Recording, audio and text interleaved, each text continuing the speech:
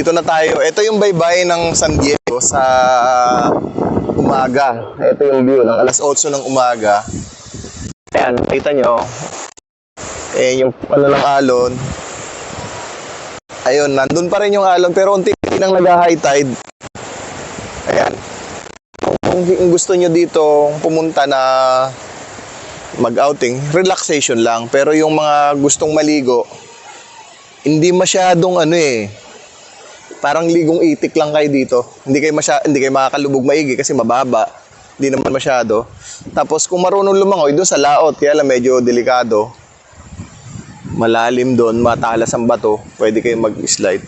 Pero ito yung sitwasyon lagi dito. Ayan. Naglo-low tide sa umaga. Tapos mga alas 8 ng umaga, pataas na unti-unti yung tubig.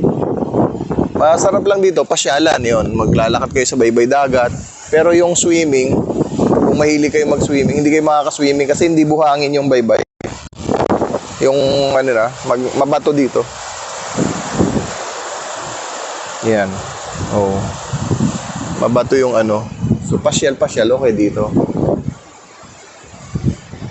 Pero kung naghahanap kayo ng sand na yung pinong buhangin talaga, hindi ito yon. Hindi ito. Hindi yung pinuntahan namin dito, hindi abot kasi ng sasakyan. Medyo malayo-layo pa rin yung pagbubuhat ng gamit. Meron naman dong ibang mga resort sa Bumana. Yan, dyan. May mga resort dyan na malapit-lapit. Kaya lang yun, kagaya ko na Espiro, nahilig ako mamana ng isda. Hindi naman ako masyado makapunta sa laot. Hindi kasi ganun kalakas yung breath hold ko.